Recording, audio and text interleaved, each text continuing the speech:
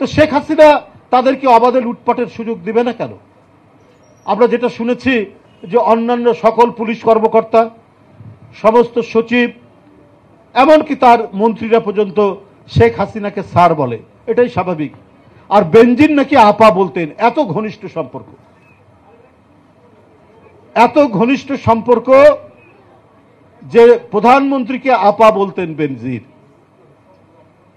আর আপার জন্য তিনি যা করা দরকার, গুমের পর গুম করেছেন এই ব্যক্তিটি, আমাদের বহু মিটিং ভেঙে দিয়েছেন এই ব্যক্তিটি। আরেকজন কমিশনারের নামে যখন আরো কথা উঠছে প্রতিদিন, তখন হঠাৎ করে এই বিবৃতি। এটা আমরা শুনেছি না, ছোটবেলায় একটা প্রবাদ শুনেছি, যেটা এখন জনগণ মনে করে চোরের মায়ের বড় গলা। মানুষটা এখন তাই মনে করছে। এই দেশে যে অপরাধ করবে, সে যেই হোক, বিচারক হোক, পুলিশ বড় কর্মকর্তা হোক, যেই হোক, তার তো আইন অনুযায়ী বিচার হওয়ার কথা। আপনারা কাকে ডিফেন্ড করছেন? ভূমিদস্যুদের ডিফেন্ড করছেন পুলিশ অ্যাসোসিয়েশন, হিন্দুদের জমি যারা দখল করে তাদের ডিফেন্ড করছেন, যারা হাজার কোটি টাকা পাচার করছে এই বিবৃতির মধ্যে দিয়ে আপনারা তো তাদের পক্ষে কথা বলছেন। আপনার বিবৃতি পড়লে মনে হয় যে আপনারা যে অপরাধ করেছেন, আপনারা উল্লেখ করেছেন, বিএনপির নাম বলেননি কিন্তু ইঙ্গিত করে বলেছেন যে গণতন্ত্র বিরোধী চক্র। আর এই গণতন্ত্রের জন্য লড়াই করতে করতে আজকে কত মিথ্যা মামলা। এখানে মহিলারা যারা আছেন, গতকাল একটি প্রথম আলোতে একটি সংবাদ হয়েছে যে বিএনপির নারীদের উপর সবচেয়ে বেশি ফেসবুকে আক্রমণ হয়েছে। এটা কারা করছে? সিআরআই নামে একটা আইটির একটা, তাদের একটা কি বলে, একটা প্রজেক্ট, একটা সেল আছে এই সরকারের, আওয়ামী লীগের। এই সেল থেকে আমাদের নারী নেত্রীদের সম্পর্কে নানা ধরনের ফেসবুকে আক্রমণ করা হয়েছে এবং এটা আন্তর্জাতিক গবেষণা প্রতিষ্ঠান গবেষণা করে বেরিয়েছে। এটা পরিকল্পিত। কই এই পুলিশ কর্মকর্তা কেউ তো যায়নি, ধরেনি তাদেরকে, কারণ তারা আওয়ামী লীগের টাকায়, আওয়ামী লীগের অর্থে এই সমস্ত আইটি সেলগুলো অত্যন্ত পরিকল্পিতভাবে আমাদের এই গণ্যমান্য নেতৃত্ব, যারা এদেশের মধ্যবিত্ত ভদ্র সমাজের কেউ সন্তান বা কারো স্ত্রী, কারো বোন, প্রত্যেকেই সামাজিকভাবে অত্যন্ত প্রতিষ্ঠিত পরিবারের নারীরা, তাদের সম্পর্কে পরিকল্পিতভাবে ফেসবুক থেকে তাদেরকে আক্রমণ করা হয়, তাদের বিরুদ্ধে বিভিন্ন ধরনের অপপ্রচার করা হয়। এটা বিএনপির কোনো প্রতিষ্ঠান এই গবেষণা করেনি, আন্তর্জাতিক প্রতিষ্ঠান গবেষণা করেছে। এই ধরনের আক্রমণ আমাদের নারীদের উপর। আর দেশে তো কারো পায়ের আঙুল তুলে নিয়েছেন, এরা কারা? কারো গুলি করে কত আমাদের নেতাকর্মীর চোখ অন্ধ হয়ে গেছে। কারা? এই বেনজিরদের নির্দেশে, এই আসাদুজ্জামানদের নির্দেশে।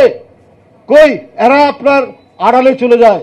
যখন মতিউর রহমানের মতো রাজস্ব কর্মকর্তার, তার যে ফিরিস্তি, তার ছেলের 15 লাখ টাকার ছাগল নয়, তার 1 নম্বর স্ত্রীর ডুপ্লেক্স বাড়ি, 2 নম্বর স্ত্রীর 4তলা বিল্ডিং, 3 নম্বর স্ত্রীর বিরাট খাবার বাড়ি, একের পর এক যখন উঠছে, তখন পুলিশ অ্যাসোসিয়েশন বিবৃতি দিয়ে তারা তাদের যে অন্যায় অবৈধ কর্মকাণ্ড চলতেই থাকবে। কেন মিডিয়া তাদের বিরুদ্ধে কথা বলবে? এই জন্য আজকে তারা বিবৃতি দিয়ে প্রচ্ছন্নভাবে হুমকি দিচ্ছেন। আর তারা বিবৃতির মধ্যে বিএনপিকে উল্লেখ করে, নাম না বলে, যে আমাদেরকে তারা কতভাবে দমন করেছেন। আমরা নাকি আন্দোলনের নামে বিশৃঙ্খলা করেছি, এই কারণে তারা আমাদেরকে এই কারণে তারা কৃতিত্ব দাবি করতে চায়।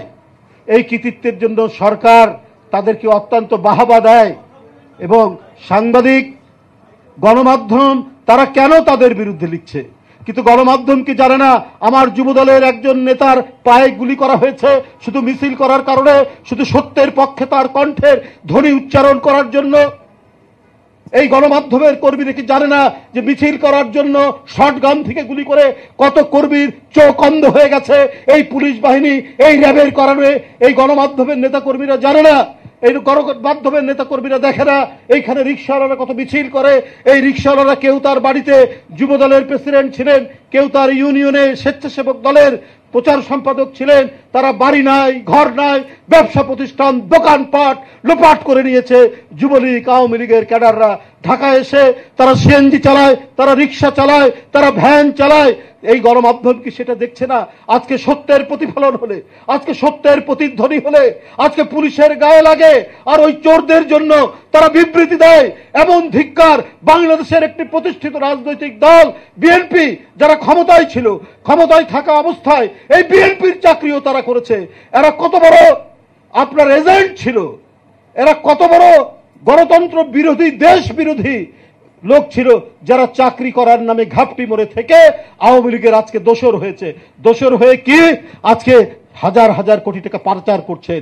আজকে দুবাই, সিঙ্গাপুরে এদের একটা করে আলাদা বাড়ি আছে।